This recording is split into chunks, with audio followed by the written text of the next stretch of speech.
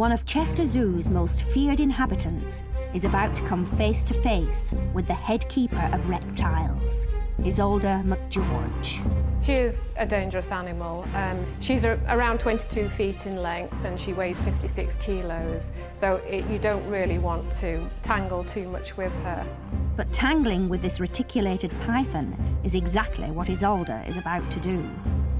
The recently arrived snake is seriously ill. She needs urgent treatment, and going inside the enclosure is the only option for Isolde and head vet Stephanie Sanderson. She's been quite sick. She's very thin, and she's also had problems with gurgly breathing, so we think she's had a pneumonia. Right, are you ready? I'm okay, if you're okay. Injecting a python is like injecting any other snake, apart from the fact that she's so much bigger, and she could potentially do us quite a lot of damage. You know, breaking a human's leg is quite within their repertoire, and we have to be very careful. Don't do anything yet.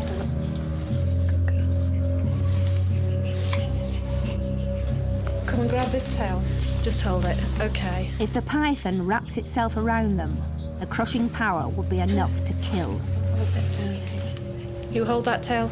Isolde uses a broom to hold the snake down, and Stephanie quickly gives the injection. She's all done. Right, Karen, are you out? OK. Good. She's been on antibiotics for 6 weeks. That seems to have done the trick. She's getting over it very, very well now. She stopped wheezing. We have been fogging the unit to help her with her chest in case it's gone deeper. And that seems to be helping her because I haven't heard her gargling for a while. Yeah. So I think that's going really well. Keep our fingers crossed, yes, that everything goes well.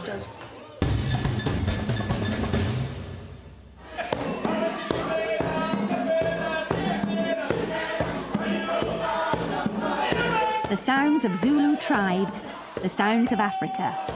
Africa used to be home to the eastern bongo, but today they're thought to be almost extinct in the wild.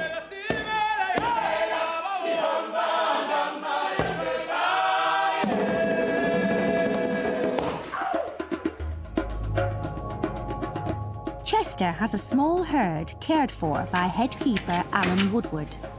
Today, he's checking up on Nibbles, a 4-year-old female who's pregnant. There's a bit of a race every morning now to check Nibbles to see if she's had her calf or not. Hello, Nibbles. You're still looking quite big, aren't you? You're a good girl. You definitely build a rapport up with the animals, and you do worry about them quite a bit. She's looking fine. I mean, this is her second calf at Chester now, and she looks exactly like she looked the last time she had a calf. She's very relaxed, very chilled. I'm sure everything will be okay. Most of the time, it's all up to her. It's a tense time for Nibbles' carers. Jessie and Dan are students. They've spent their summer at the zoo and have helped to look after Nibbles throughout her pregnancy. Soon they'll return to university. I had my fingers crossed that she might give birth today, and she was showing all the signs yesterday. I thought it might be a nice leaving present.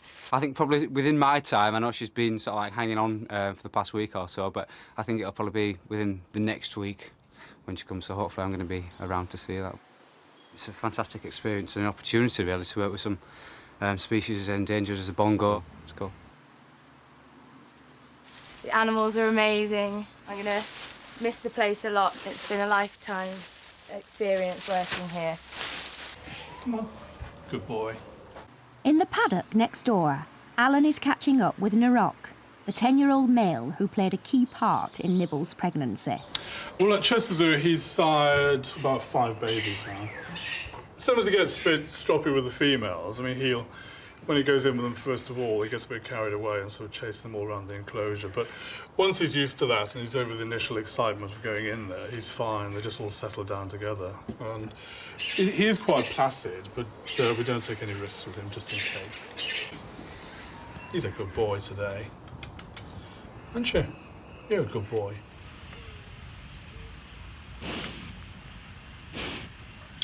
They're all individuals, and bongo are quite different from other antelope.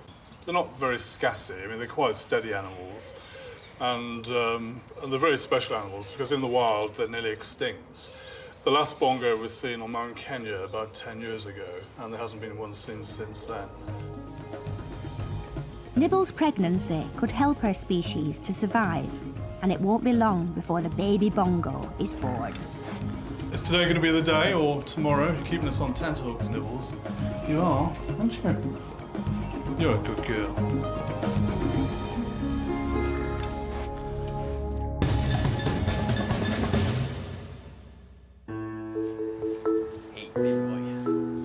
At the giraffe house, head keeper Tim Rowlands is checking up on some of his favourite animals. Tim has worked with the Chester giraffes for 23 years and has a special understanding of these gentle giants. Come on, sweetheart. Push on. Push on. It takes a long time to be in tune with animals when you have to work so closely. And a mistake, get trodden on. They have fairly long legs and they kick fairly hard as well. But they're not that sort of animal. They're not looking for trouble. They wanna eat, they wanna drink, they wanna get out in the sun. Looking up to the rest of the giraffes is a young male called Rafters. He was born at Chester 2 years ago, and Tim was there at the birth. The little man here, who's always going to be my baby, no matter how tall he is. His mum wasn't very good at looking after them. She didn't like young giraffes. So when he was born, she would clean him up, but the moment he moved, she would kick him around, and a giraffe kick is a serious thing. And she wasn't just knocking him to get him up. She didn't like him. So we had to take him away from Mum and rear him. I gave him his milk, and he sees me as somebody who will give him nice things, but that was the whole point of trying to keep him in the group, that he stays as one of the social group, but also sees me as one of the group. There is that soft spot for the Rafters. One day, Rafters will grow up to be as big as Thorn. He's the dominant male of the group. At the age of 5, he's not the oldest giraffe at Chester, but he is the tallest and the heaviest. He weighs 1,148 kg. That's well over a ton. Given their huge size, it's not surprising that giraffes have insatiable appetites. Each adult can chew its way through 140 pounds of foliage every day. Keeping their stomachs full is a non-stop job for senior keeper Belinda Porter. What we've done is we've tied a lot of branches together. We winch it to the top, and this way the giraffes have to pull the leaves off and tuck them off and reach up as they would do in the wild. Normally what we'd feed them is a concentrate pellet, but obviously the different vitamins and the tannin levels which they get out of the browse in the wild, it's quite essential they get it in captivity as well. Willow is one of their favourites, but we do feed them a variety of browse, hawthorn and lots of other spiky trees, because actually in the wild they would eat acacia, which is a very thorny browse.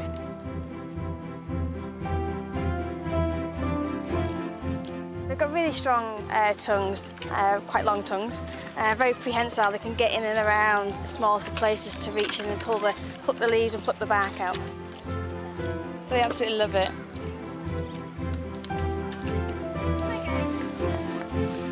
One of the best part of the jobs is to be able to come along with a big bunch of browse and have all the giraffes come sort of running after you, really enthusiastic to see you. So yeah, it's a really good part of the job, really satisfying. I was getting whipped in the back of the head by a branch.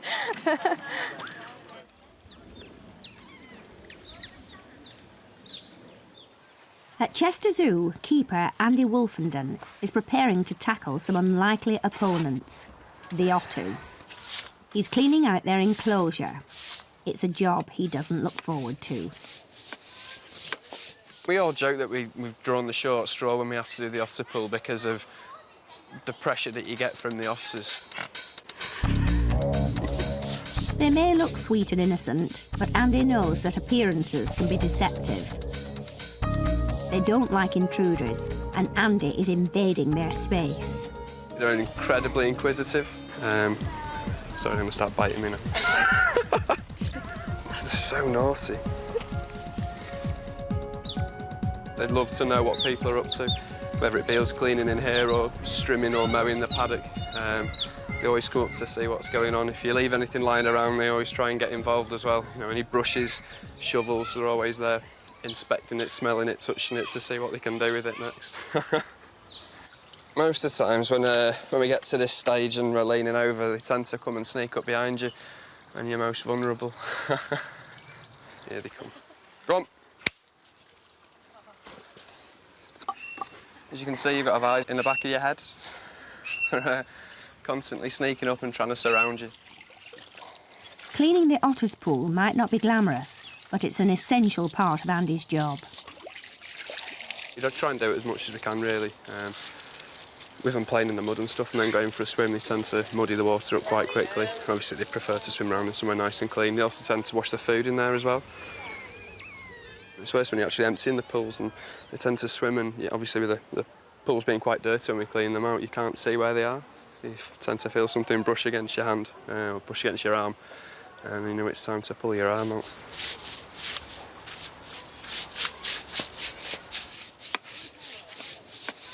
See some of the mussel shells. We try to feed them quite a variety of different things. So mussels in shells is fantastic for them.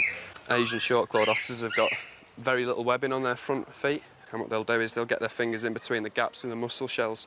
They'll crack them open and then scoop the meat out. They tend to pull things off.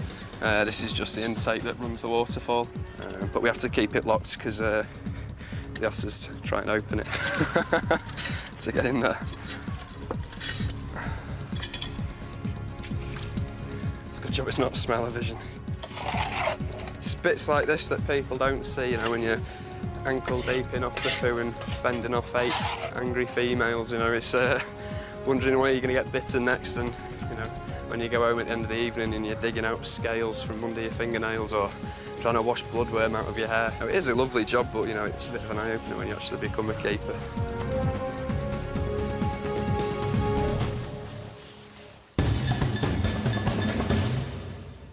Come on. At the giraffe house, head keeper Tim Rowlands is spending time with Rafters, the young male that was rejected by his mother. Come on. Rafters was hand-reared by Tim, and the two have a special bond. But Rafters is sick. He needs some medication. He's been pretty poorly for the last 4 months, and we're giving him some steroids. OK then, little man. Come on then. And we found the best way to give him the steroids, because he wouldn't take it in a banana, he wouldn't take it in his concentrate, is that we've started him on a bottle again. It's a serious problem. He has a serious skin allergy. He's allergic to something, and his skin is showing the effects of that we're trying at the moment. We're also taking down the amounts that he's being taken, so we're actually weaning him off it. So he's only on a small percentage of what he was on to start with. And if all's going well with that, then we have our fingers crossed that he'll be OK. At his age, Rafters should be full of youthful energy, but he's not. Instead, he's struggling to cope with a rare condition that's affecting his behaviour and his daily interaction with the rest of the group. Rafters is an adolescent male, so when I open the door, he should be the first one out, legs kicking, full of the joys of spring, and he's not. He's just tentatively walking out. Come on, you. Rafters' illness affects the whole of his body, even down to his feet. The area where the skin meets his hooves is weak, making it painful for him to walk.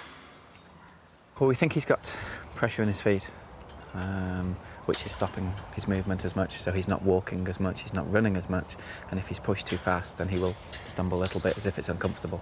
That's his condition. The medication is working to a point, but we haven't got there yet. Yeah, it's hard. Come on. The next few weeks will be critical for Rafters. Tim will do what he can to make the giraffe comfortable and is in contact with experts throughout the world in the hope of finding a cure. You put so much time and effort into these animals. I mean, we were coming in every night bottle feeding. You wait for them to be born for 14 months, and then it's fairly fraught, especially with his mum. And then you take 12 months rearing him up, and then another 6 months to get him used to being a giraffe and taking solids, and then you move him on, say goodbye. Start again with the next one. Hey, hey. Hey, hey, that's enough.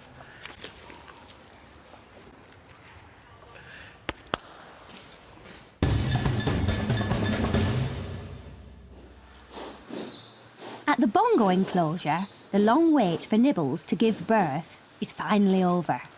Good girl, Nibbles.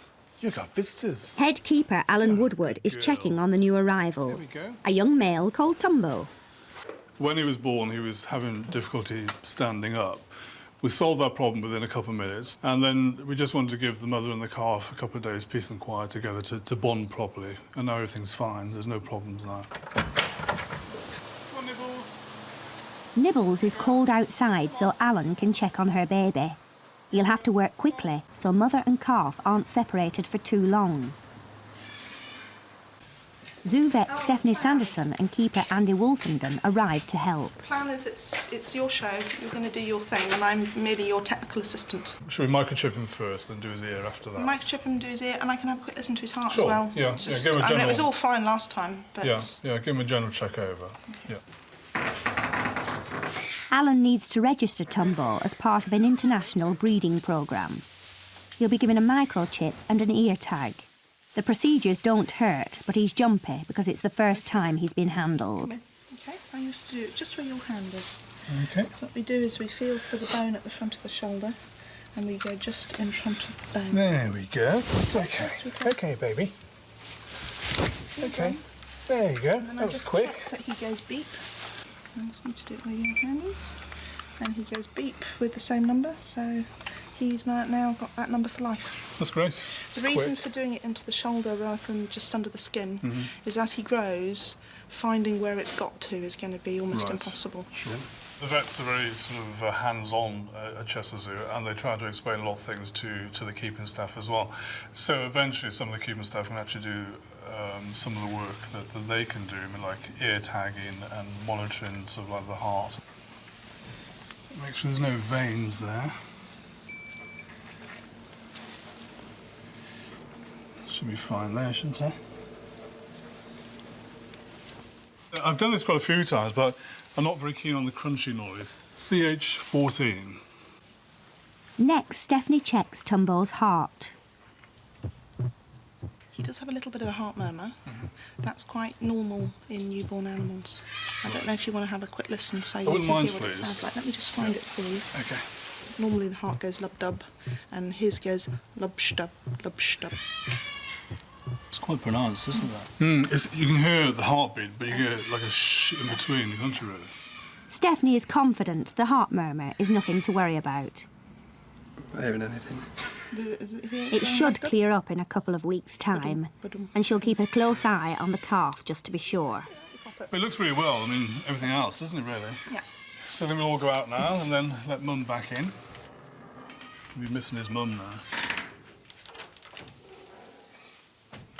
Every birth is like an achievement to the section. It's something we all look forward to, and obviously once it's all over and done with and everything's okay, it's a huge relief to all of us, isn't it, really?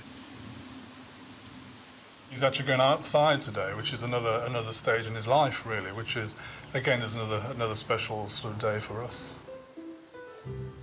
There he is. That's the first time the baby's been outside.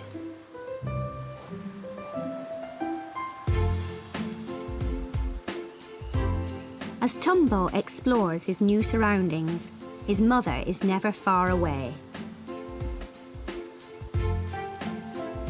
He quickly finds his feet and slowly starts to absorb the sounds, sights, and smells of his new home. In the wilds of Kenya, baby bongos would be at risk from predators like lions and feral dogs. But here in Chester, Tumbo is safe to enjoy his first taste of the outdoor life with the rest of his family. It's a lovely day for him to come out as well, really. big sister looking after him as well. Yeah. It's so nice to see last year's calf with this year's calf as well.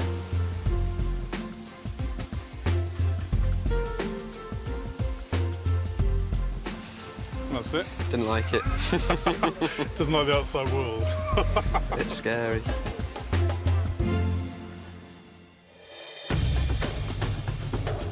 Next time, the elephants line up for a pedicure. A new heavyweight arrives at the reptile house, and Britain's rain-soaked summer threatens to wipe out an entire generation of flamingos.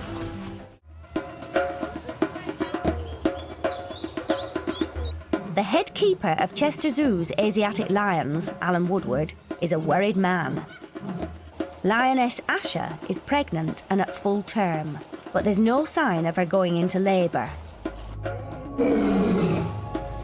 Her mate Asoka is restless. He spends long periods of the day calling to her.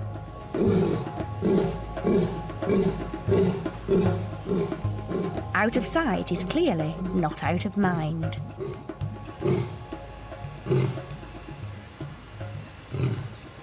The last time Asha gave birth, her cubs were 2 weeks premature and they died. This time, everybody is more optimistic about the outcome. The keepers are even putting money on it. There's a bit of a sweepstake going on at the moment throughout the section. People are guessing how many cubs she's going to have and what day they're going to be born on. It's quite difficult. I mean, she can have any amount from 1 to 4, really. Chandani, the female we had here before, she actually had 1 litter of 4, which is quite exceptional. But it's usually 2 to 3 around there. Asher is looking quite big, so really it could be any guess, yeah. And there's quite a few different amounts going around on the section, really. I'd be glad when she actually has them and she's rearing them herself. That would be a great relief, really. We're still waiting with bated breath. Every morning I come in and check her, and every morning things are just the same, but I'm sure quite soon we'll come in and things will be quite different.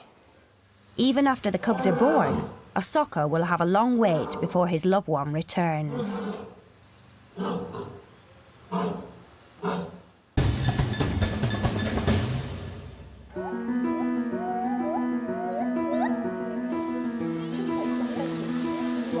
There's been a welcome break in the weather, and after days of heavy rain, the sun has finally come out.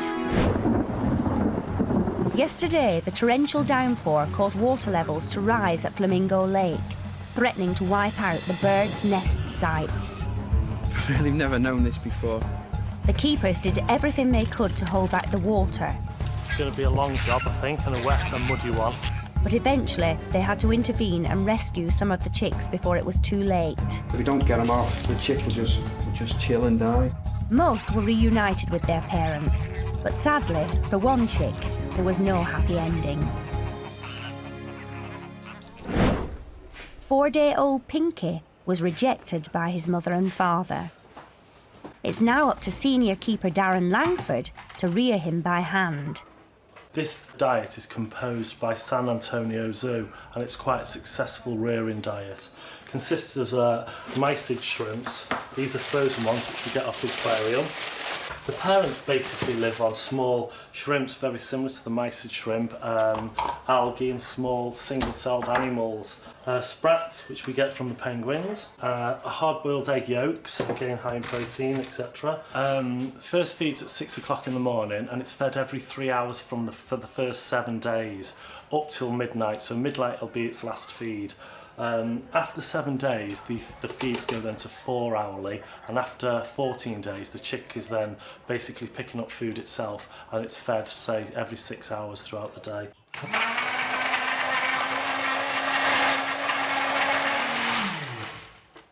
And that's what we end up with, a fish paste. Ugh, yes, very. Ugh. But ideal for rearing flamingos, and not for a garden party at all. It's not an easy feat to rear a flamingo, especially a Chilean flamingo, which this is. These aren't very often reared in captivity. A lot of people have better results with greater flamingos. It's a lot more common in captivity. It's a more gregarious bird. Just let them be aware we're here. and place the pipette in the groove on the bottom mandible. This is the bottom mandible, and gently let it seep down the chick's throat. You'll often find that when a parent bird is a successful breeder, they actually lose their pink plumage because they concentrate all their energy into feeding their chick rather than enhancing their own plumage colour. So that's that first syringe full done. We'll just let him have a little rest, and I'll just wipe his mouth. No excess food becomes dry on it. We're not as expertise as the parents. There you go. He's just taken 9 mils of food. That's the most he's taken in one feed. So each feed he's taking more and more and getting stronger and stronger. So I might even have another go offering him some more, but before that I have to let that digest a bit in his crop. So I let him have a cool moment, because the parents would let him have a cool moment too. They're not going to sit on the chick constantly. For Darren, it's a labour of love. It's not a 9 to 5, and you never know what you're going to come to work to. I had no idea that I was be a responsible parent of a baby Chilean flamingo.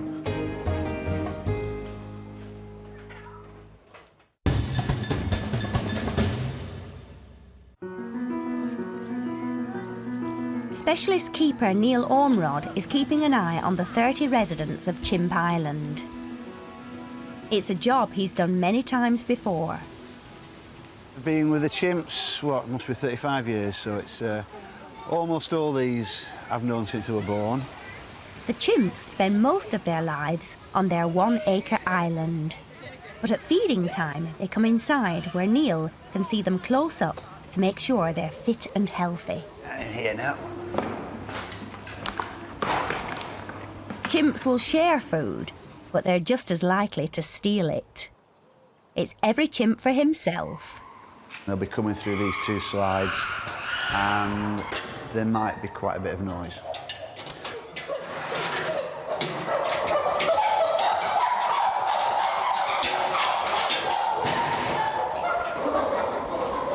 We're going out onto the island now. And if I've ticked them all off right, there's none out here. Just spread it around, let them forage for it. Farthing, she'll always go for oranges first.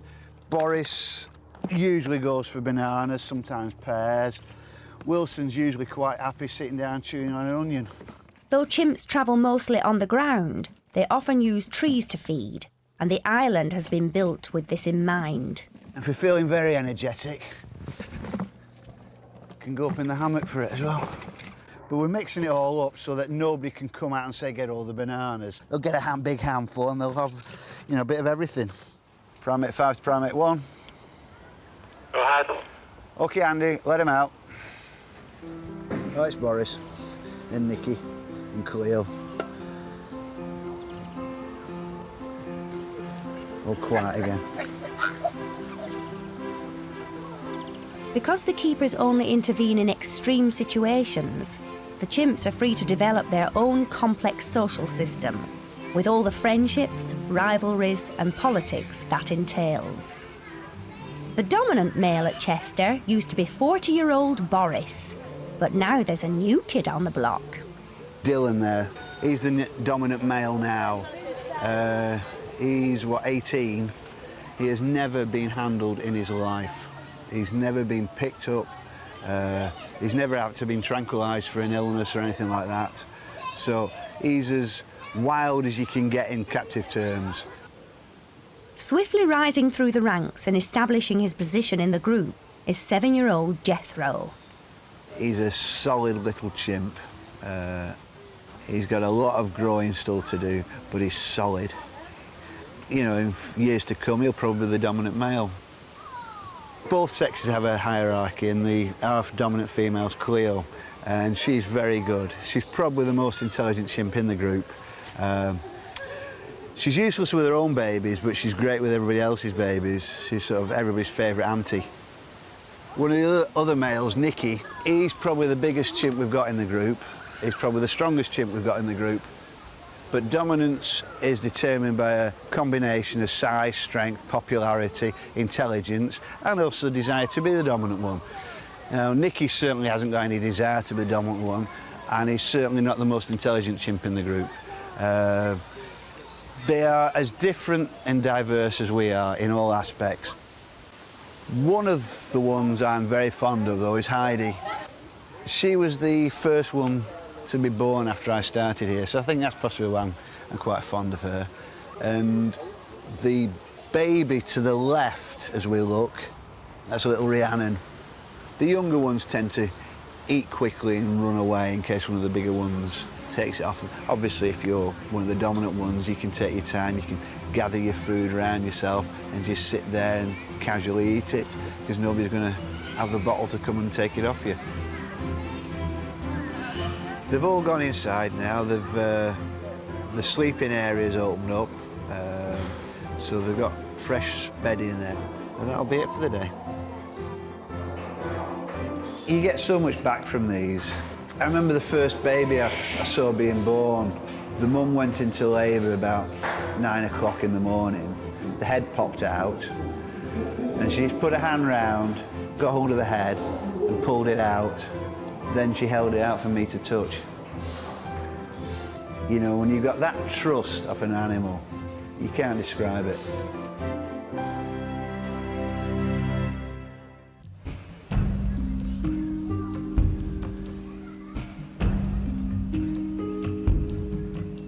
In the reptile house at Chester Zoo, head keeper Isolde McGeorge is concerned about a baby Komodo dragon called Indy. He's one of 4 baby Komodo dragons that we have here. He hatched out on the 19th of January. After a few days, we noticed that there were quite a bit of swelling around his ankle and knee joints, particularly his right hind. So we decided that it was important for the vet team to give him a good look over. The hatching of Indy and his 3 siblings took the keepers and the entire scientific community by surprise, because their mum Flora had never been mated with a male dragon. The story of the so-called virgin birth became worldwide news. He's got sharp claws as well, so watch your arms. At the Animal Health Centre, head vet Stephanie Sanderson and senior nurse Karen Homer are getting ready to X-ray Indy. We're just giving a little bit of gas so that he goes to sleep. Because when we take his X-rays, we need him to be very, very still. Mammals tend to breathe quite fast. Reptiles are quite good at holding their breath, and they'll take many fewer breaths. So if you had the mask on your face, you'd probably go to sleep quite quickly, whereas these guys, they can take quite a bit longer. 6 months ago, vets discovered that the young Komodo dragon had arthritis in his joints. He got an infection that went into his bloodstream, and then it went to several of his joints. Here we go. I'm a floppy reptile. They want to compare today's X-rays with the previous pictures to see if there's been any change in his condition. As you can see with the normal knee, it can straighten out the same as anybody's knee can, so the same as a human's knee can, and that's what we'd expect to happen, that knee can go completely straight. On this side, however, the arthritis in the knee means that he can't extend it more than that. Now he can get around very well, but when he becomes a big adult dragon, that may well be a big problem for him. While Indy is on the examination table, resident vet James Chatterton takes the opportunity to microchip him. In the back left leg, by convention.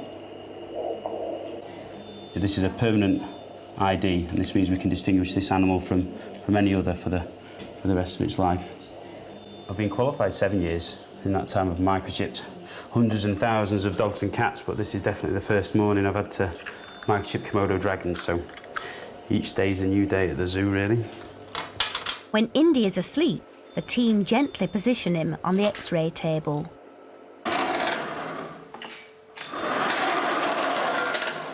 This was an X-ray that we took previously, and the back leg, the knee that he has such a problem with, is this one here. If you compare the 2 knees, this is a normal looking knee, and you can see the joint there. And this knee here, you can see the end of the bone is all fuzzy, and that's because the infection got into the joint and it started eating away at the bone. So this is the picture that we've taken today. This is the knee that we're having such a problem with. And this has got lots of new bone growth. And you see the big blobs at the end of each bone? They're acting, stopping the bone from moving. The new bone growth is limiting movement in his knee and could be a sign of more trouble to come. As he becomes a big, heavy dragon, the weight on that joint is going to be so much more, and it's quite likely that he's going to have more problems in the future.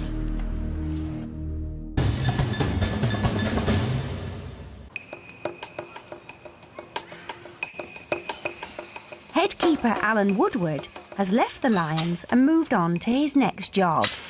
We're at the kangaroo enclosure now. I'm just about to feed them. The food that we actually give them is quite varied.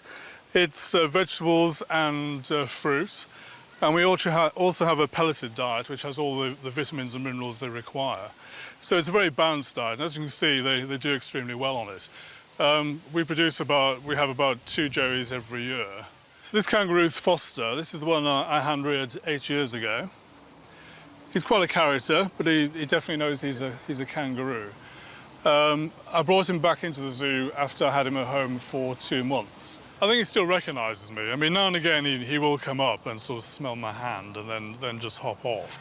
So what I'm doing now, I'm just putting some of the fruit on these sticks, which just gives the kangaroos something else to aim for once they finish the main food in the dishes. It makes them stretch a bit and it gives them something to look for afterwards. Really, with the kangaroos, they could actually clear this fence if they wanted to, but because this is their territory and they've been here all their lives, they've got no need to actually go over the fence. So they're quite safe within this enclosure. The kangaroos can be quite nervous, but if they're cornered, they can be quite aggressive, especially the male kangaroos. They have extremely powerful tails and extremely powerful hind legs. They lean back on their tails and actually hit you with the legs with quite a force. A couple of years ago with Buster, he had a bit of rheumatism in his leg and we had to examine him. It took about 4 of us to keep him down. I was the last one to actually leave the enclosure and he actually jumped on my back and floored me, which wasn't a nice experience, really.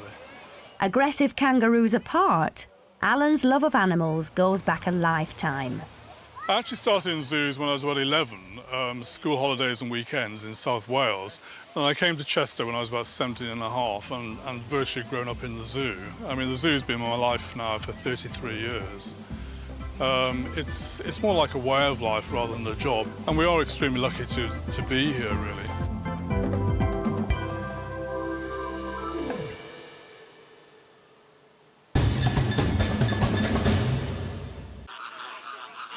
On Flamingo Lake, all is calm. The birds have rebuilt their flooded nest site after the heavy rains and settle down again in peace and harmony. And there's good news about Pinky, the chick rejected by his parents. He's being hand-reared by senior keeper Darren Langford and is thriving. As you can see, he's really vocal and really eager for his feed. Some added utensils in his little brooder at the moment is a foster mum to replicate me when I'm not about, and a mirror. It makes him feel like he's got company of something his own sort. The chick's recovery is absolutely remarkable. From the little almost dead bird that we picked up off the nest to this little thriving creature now is absolutely unbelievable. Unfortunately though, there is a downside to this rearing a flamingo chick, and that is called imprinting. Imprinting is when the bird socialises me as its parent and not other flamingos. So what we've got to do now is try and teach this bird that it's a flamingo. It's time for Darren to take a step back and say goodbye to Pinky. Well, this is handover time. Pinky's going to be going now to the artificial incubation room. Right, here's the handover now. Come on, little fella. Now it's senior keeper Laura Jordan's turn to play mum. There we go, Lars.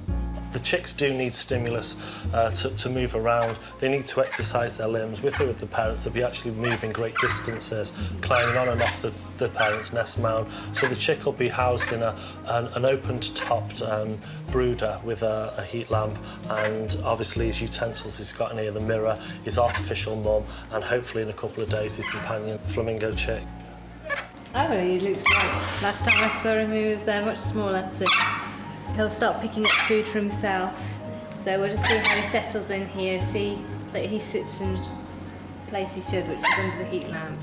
That's great there, just watching him stretch his little wings and his legs. It's great to see him have a bit more space and see his pseudo-friend in the mirror. And it'll be wonderful when the next abandoned eggs hatch and they can form a little creche of their own. By the time the chicks are 6 months old, they should probably be residing with the adult flock, and they should be fully feathered then and able to care for themselves. Probably be quite sorry to see it go, but I know it's for the best that the chick is reunited with his parent group. Obviously, I'm here for any help that Laura will need with feeding because I know how exhausting this task can be. But tomorrow I can have a lie-in at last.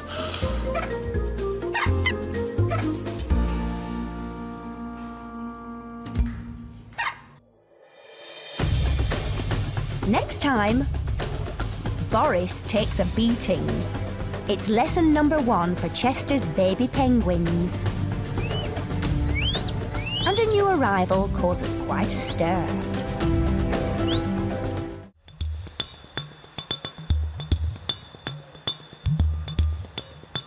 There's been a baby boom this summer at Chester Zoo, and the team has been busy with hundreds of new arrivals. Red panda La Shui gave birth to 2 cubs. Rio, the sea lion, became proud mum to Sophia. And little Tumbo was born to Nibbles, the African bongo.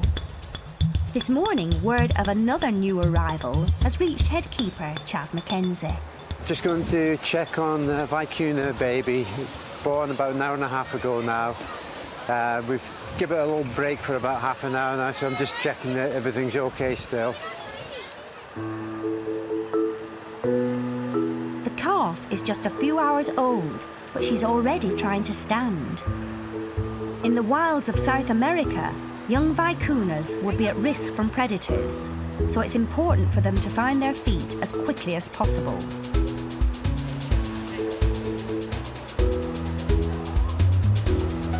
Keeper Kate Boyer has been keeping a close eye on the new arrival. Yeah, we basically got a call from a member of the public saying that we had a llama cappy in distress, so we didn't really know what was going on. We came down and there was a baby still wet and shiny on the floor, and then stayed down for a couple of hours and just to check that it was latching on properly and suckling, because it's so important for them to get the colostrum straight away. But yeah, it was up within half an hour, so it's a good strong baby. Found out how to run up and down the hill, so that's always fun when it's near water. But yeah, everything's going well so far. We've already had people coming past going, "Where's the baby? Where's the baby?"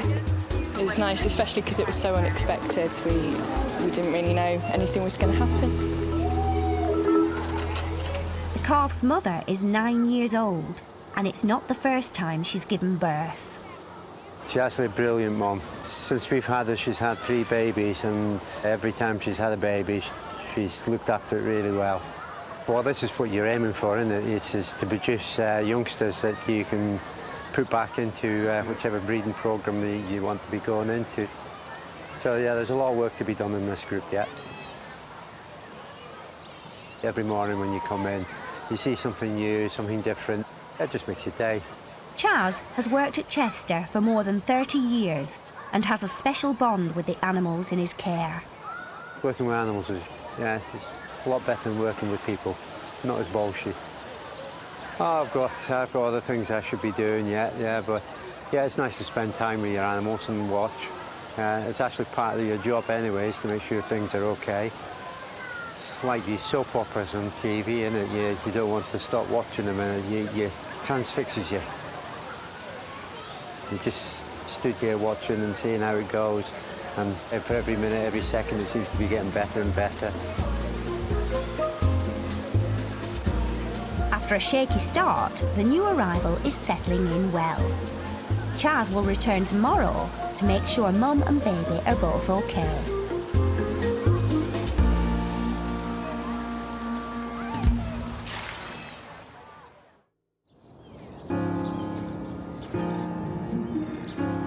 Next morning, and the team is in early.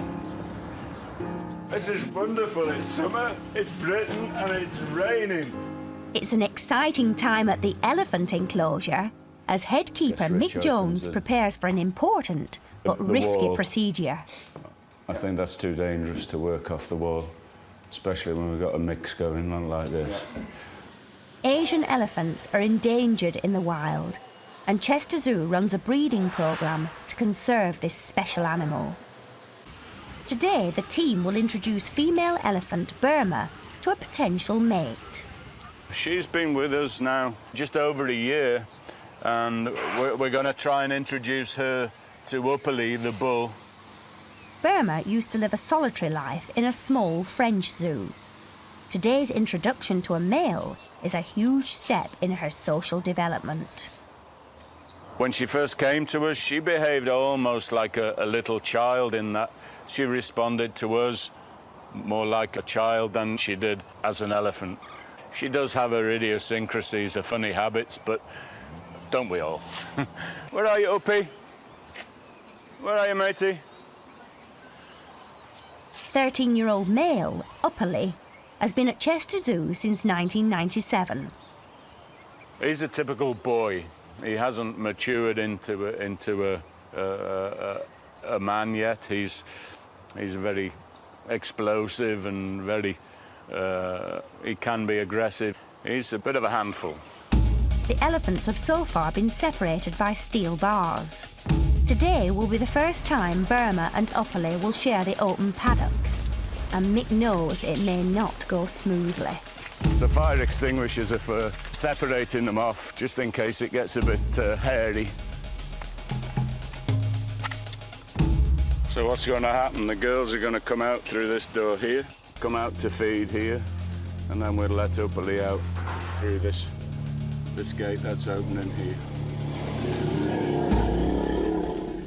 Overseeing the process is zoo curator Mike Jordan. We spent now nearly 18 months mixing her in with the rest of the cows. So we now have that herd completely united, which is absolutely wonderful. But now, the next challenge for us is that female group. Clearly we need to get our bull back in with it, or our breeding for the future doesn't continue. Because of her isolated past, Burma doesn't know the correct way to respond to Upperly's interest. The best thing that could happen is that Upperly will come out, join the girls, and everybody settles down and gets on with being elephants. And the worst thing that could happen, and that's Burma will front up to Upperly, and he'll have to put her in her place, and there'll be a little bit of a fight. Every one of his team knows every one of those elephants intimately, and so as a result, yeah, it's a very, very tense moment for them. In a way, that's why there's other people peripheral to the team here to help make the decisions, because sometimes if you're just so close to the animals, it can be very difficult to make decisions that you might have to make because you're so wrapped up in them. It's like, trying to make a decision about your brother or your sister or something, whereas perhaps what you need is, you want the doctor to make that decision sort of thing. And it's that same analogy here, I guess, when we're dealing with some of the animals. All ready, Stefan? Once he's inside the paddock, Upperly will quickly detect the presence of a new female in the herd and will instinctively assert his dominance over Burma. It's natural behaviour, but it doesn't stop the team worrying for Burma's safety. Seeing it day in, day out, day in, day out, and this is quite scary that you're just going to throw the bull in with her and hope everything's okay. She could get badly beaten up. Badly beaten up. And worse.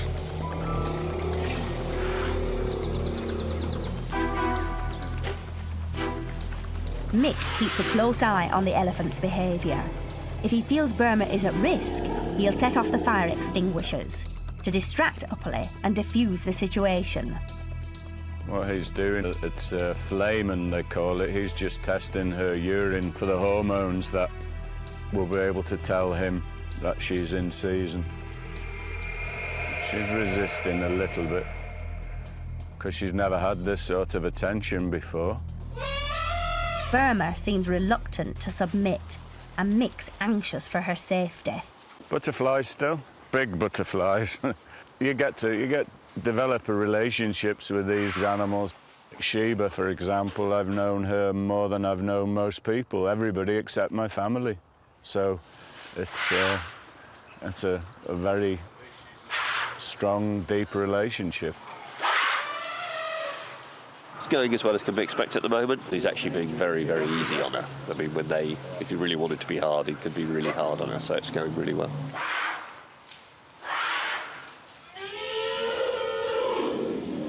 At Chester Zoo's elephant enclosure, Mick and the team have introduced female elephant Burma to potential mate Uppily. He's trying to make her stand still and she's having none of it. She's getting some pressure from him. When Uppily pins Burma into a corner of the paddock, Mick becomes alarmed. Uppily! He shouts to distract Uppily, while in the distance the team sets off fire extinguishers. It seems to do the trick. He is being a bit heavy with her, but we've got to give him a chance. Because she had such a sort of poor past, you know, she's kept on her own for so long, for about 20 years. She doesn't really understand social cues. She doesn't understand that when he starts challenging her, that it's her job to submit. She takes it as a threat and she challenges him back. She's really got to give in to him completely, which she's not doing at the minute. At last, Burma realises she's not going to get the better of Uppily. After nearly half an hour, she gives in. She stood for him, albeit unwillingly. I think it went really, really well. It was a bit scary when she got pinned in the corner, but the team were all on standby and set off the fire extinguishers. And then eventually she sort of twigged on, OK, I've got to stand still and I've got, you know, he's in charge of me, he is dominant over me.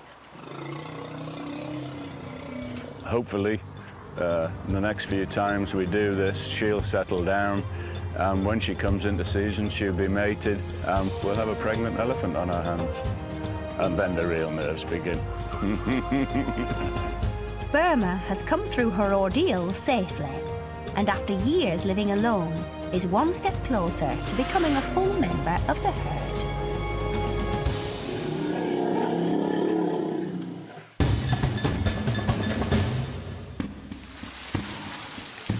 At the reptile house, the team is about to get hands-on with a killer.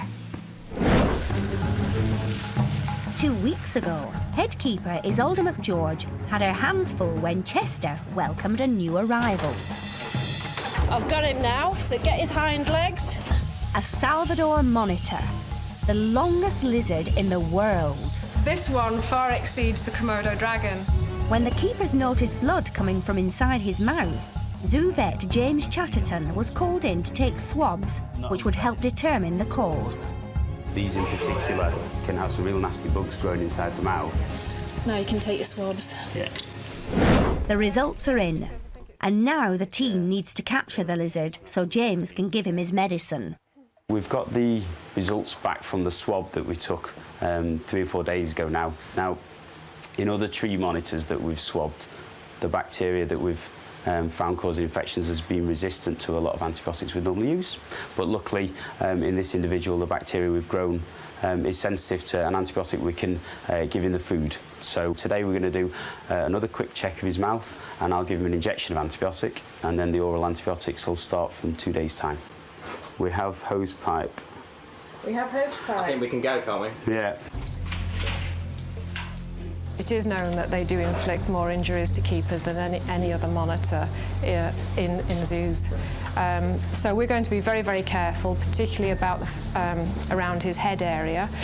He's got very sharp, long teeth, so we're going to be particularly careful about that.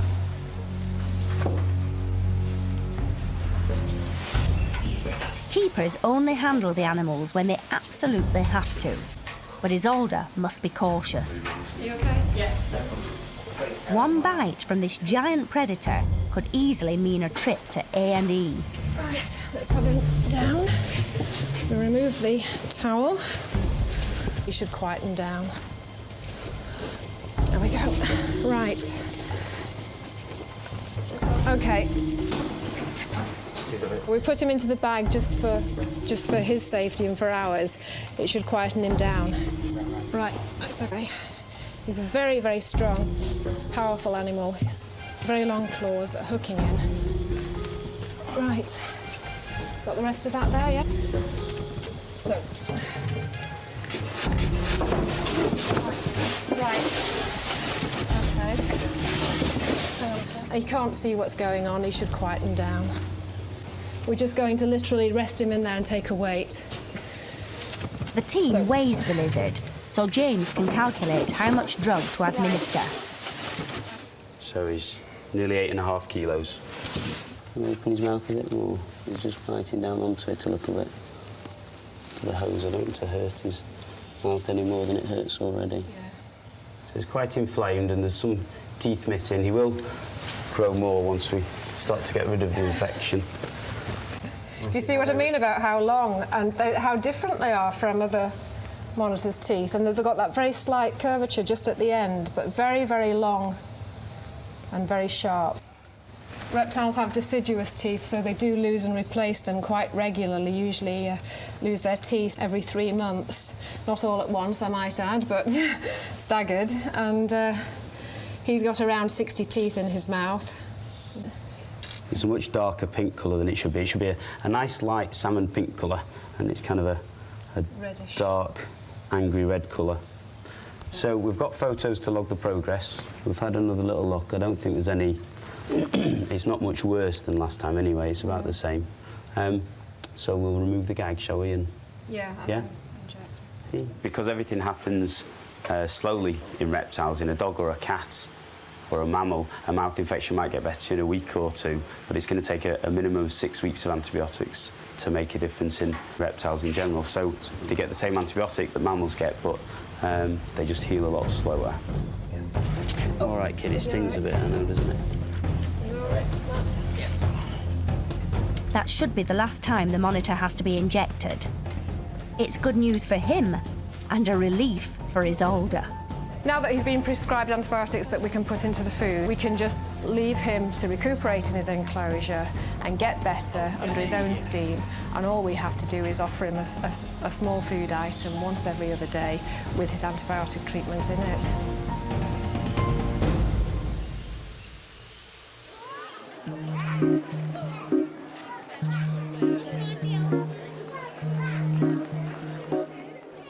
At the Vicuna enclosure, the newborn calf is settling in. In the wild, vicunas are hunted for their fine wool coats, so an international breeding programme has been set up to help save them from extinction. The arrival of a new baby is an important step forward for the survival of the species, and today the calf will have her details recorded by head keeper Chas Mackenzie. We're trying to catch the young vicuna. We want to sex, microchip and ear tag it. At the moment, the guys are just trying to push it into the yard now to make the area less so that we can catch it easier. The keepers separate the calf from the rest of the herd. She's not been handled before, so senior keeper Shane Blake tries to keep her calm. We've covered the head up so it can't hear too well, and also if it can't see, it tends to be a lot quieter. It stops the kicking a lot on that. If they tend to be stressed, they might hurt themselves. Plus, it looks cute with that on. It's our first female vicuna that we've had here born. Getting fed up with males. Right, we're going to tag the animal with an ear tag. Basically, it's got its own number now. And you have to be very careful when tagging in the ear. Try not to catch any veins or anything. Try and get a clear patch. And that's the tag in the ear now. It's in the right ear, suggesting that it's a female, so you can see it visually from a distance. The yellow is the colour for the year. The colours are rotated every 7 years, and obviously that's his personal number now, which goes in an ARCS record. Every one of our animals that we year tag and stuff like that is a double way of identifying them. If they lose the ear tag, at least we've got a microchip in there that we can read, and vice versa. Can somebody pass me the reader? Working perfect. Everything's done and dusted, so it's just a case of releasing it and letting it go back to mother. Yeah, we haven't chosen a name because, again, we didn't know what sex it was, so now that we know it's a female, yeah, someone's bound to pick a nice name. Okay, let it go.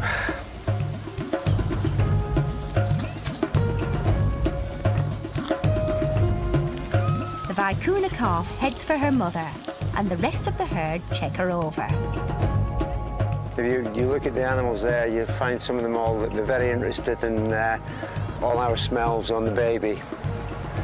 That's why you don't like to handle them when they're too young. You usually give them a little bit of time for mother and baby to bond.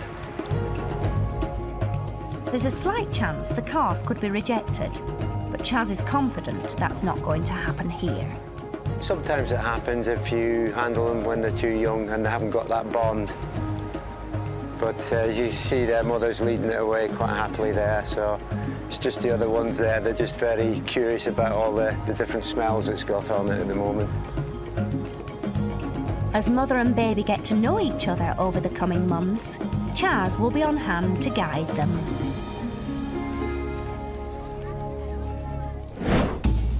Next time, as Ash's due date comes and goes, both keeper and expectant father are on tenterhooks. I'll be glad when she actually has them and she's rearing them herself. That'll be a great relief. And at the rhino enclosure, Rosie and Quinto have a score to settle. Doesn't sound like she wants to come out.